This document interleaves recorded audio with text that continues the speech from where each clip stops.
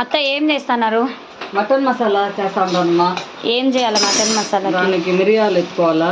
మిరియాలు 100 గ్రాము, ధనియాలు 100 gram, 50 gram మిరపకాయలు అన్నీ ఏం చేయాలా? వేయించుకోవాలమ్మా. అయితే వేయించుకొని బాగుంటుంది మా మటన్ మసాలా.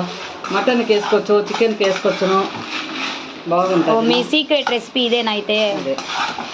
ఇప్పుడు దీన్ని ఆరబెట్టి పొడి కొట్టుకోవాలా? పొడి కొట్టుకోవాలమ్మా మిక్సీలో పోసుకొని బాగా చల్లారినాక మిక్సీకి పట్టించాలమ్మా. మిక్సీకి పట్టించాలి టెంగాలకి పెట్టేసి. ఓకే.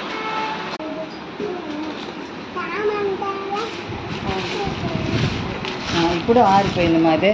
మిక్సీకి వేసి ఎట్టాలా. ఓకే.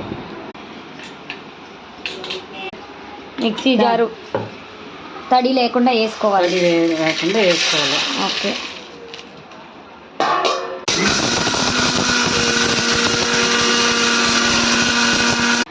పొడి అయిపోయిందా?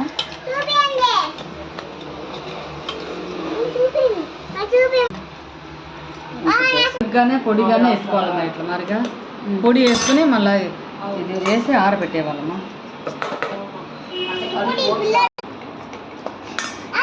పెట్టేస్తే ఉంటుంది మాదే.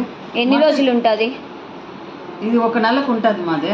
చెడకుండా ఉంటుందా? ఉంటుంది. ఆరబెట్టి వేస్తే 1 నెలకు ఉంటుంది. అంటే మటన్ ఉప్పు కారము అల్లం వెల్లుల్లి పేస్ట్ వేసి మటన్ ఉడికినాక బాగుంటుంది మాది. ఇది వేరే రకమైనది.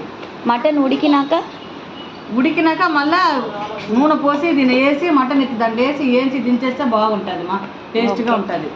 ఇది వేసేటప్పుడు ఇంకొకసారి చూపిస్తాను మా. నేను మటన్ చేసినప్పుడు ఇంకొకసారి చూపిస్తాను ఇది వేసినప్పుడు. ఓకే.